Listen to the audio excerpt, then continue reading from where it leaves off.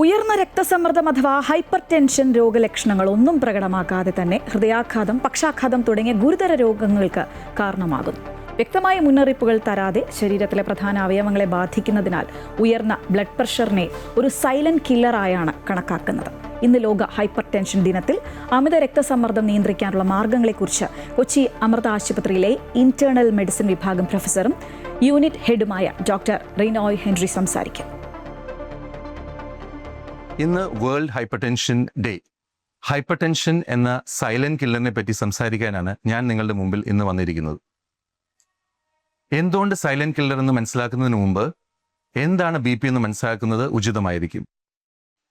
B P എന്നുള്ളത് നമ്മുടെ രക്തധമനികളിലുള്ള സമ്മർദ്ദമാണ്. ഈ സമ്മർദ്ദം കൂടുന്ന അവസ്ഥയിൽ സിഗ്നിഫിക്കൻ്റ് ആയിട്ട് നമ്മുടെ രക്തധമനികൾ, പ്രത്യേകിച്ച് ആർട്ടറീസിൽ സിഗ്നിഫിക്കൻറ്റ് ക്രോണിക് സ്ട്രെയിൻ കാരണം രക്തധമനികളിൽ സ്ട്രക്ചറലായിട്ടുള്ള ചേഞ്ചസ് വരുന്നു. ഈ ചേഞ്ചസ് കോംപ്ലിക്കേഷൻസിലേക്ക് എത്തിക്കുന്നു. എന്ത് ടൈപ്പ് കോംപ്ലിക്കേഷൻസ്? നിങ്ങൾക്കറിയാം, നമ്മുടെ ഒരു ഗാർഡൻ ഹോസ് സിസ്റ്റമാണ് ഈ പറയുന്ന രക്തധമനികൾ എന്നുള്ളത്. ഹോസിൽ ക്ലോട്ടോ അല്ലെങ്കിൽ ബ്ലോക്കോ വരികയാണെങ്കിലും, അതല്ല എങ്കിൽ അതിന് പൊട്ടൽ സംഭവിക്കുകയാണെങ്കിലും എന്ത് സംഭവിക്കാമെന്ന് നിങ്ങൾക്കറിയാം. ഇത് തന്നെ നമ്മുടെ രക്തക്കുഴകളിലും സംഭവിക്കാം. രക്തസ്രാവം ഉണ്ടാകാം, ക്ലോട്ട് ഉണ്ടാവാം. രക്തസമ്മർദ്ദം കൂടിയാൽ നമ്മുടെ എല്ലാ അവയവങ്ങളെയും ഇത് ബാധിക്കാം.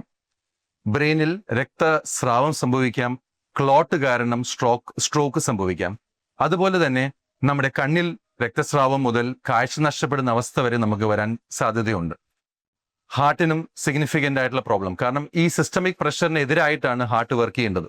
അപ്പോൾ ഹാർട്ട് വികസിക്കുകയും ഒരളവ് എത്തിക്കഴിയുമ്പോൾ ഹാർട്ട് ഫെയിലിയറിലേക്ക് പോവുകയും ചെയ്യാം. ഹാർട്ട് അറ്റാക്കും വരുന്നത് വളരെ കോമൺ ആണ്.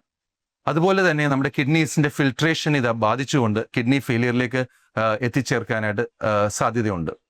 അതുകൊണ്ട് ഈ സൈലന്റ് കില്ലറിനെ, ഈ കോംപ്ലിക്കേഷൻ വരുന്ന അവസ്ഥ കൊണ്ടാണ് ഇന്ന് സൈലന്റ് കില്ലർ എന്ന് വിളിക്കുന്നതെന്ന് നിങ്ങൾക്ക് മനസ്സിലായിട്ടുണ്ടാവും. ഇതിനെ നമുക്ക് ചേർത്ത് നിൽക്കണം. ഇതിന് ഞാൻ തരുന്ന മാർഗം ടാബ്ലറ്റ്സ് ആണ്. പക്ഷെ നിങ്ങൾ ഉദ്ദേശിക്കുന്ന പോലത്തെ ടാബ്ലറ്റ്സ് അല്ല. ഇതിലെ ടി എന്ന് പറയുന്നത് ടൊബാക്കോ കംപ്ലീറ്റ് ആയിട്ട് നിർത്തുക. എ എന്ന് പറയുന്നത് ആൽക്കഹോൾ ലിമിറ്റ് ചെയ്യുക, കഴിയുന്നെങ്കിൽ കംപ്ലീറ്റ് ആയിട്ട് അവോയ്ഡ് ചെയ്യുക. ബി എന്ന് പറയുന്നത് ഒരു ബാലൻസ്ഡ് ഡയറ്റ് സ്വീകരിക്കുക. എന്താണ് ഈ ബാലൻസ്ഡ് ഡയറ്റ്? ഡാഷ് ഡയറ്റ് അല്ലെങ്കിൽ dietary approach to stop hypertension. ധാരാളം ഫ്രൂട്ട്സും വെജിറ്റബിൾസും എടുക്കുക, ഇനഫായിട്ട് ഹൈഡ്രേറ്റ് ചെയ്യുക, വെള്ളം കുടിക്കുക.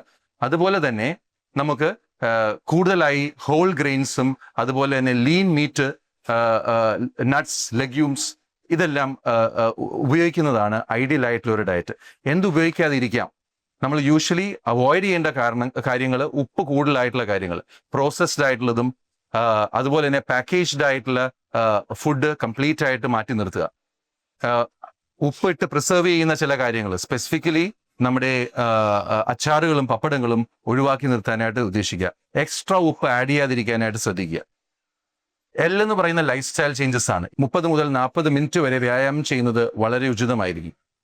ഈ എന്ന് പറയുന്ന ഏർലി ഡിറ്റക്ഷൻ ആണ്. Early detection of B P മാത്രമല്ല, early detection of complications and also side effects of the medicines.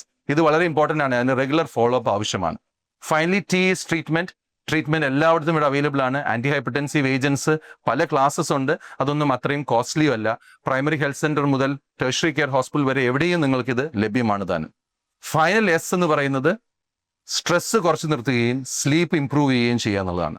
ഇങ്ങനെ ചെയ്താൽ നമുക്ക് ഒരുമിച്ച് നമ്മുടെ ഹൈപ്പർ ടെൻഷൻ എന്നുള്ള ഈ സൈലന്റ് കില്ലറിനെ ചേർത്ത് നിൽക്കാൻ സാധിക്കും. അതാണ് 2026 തീമും.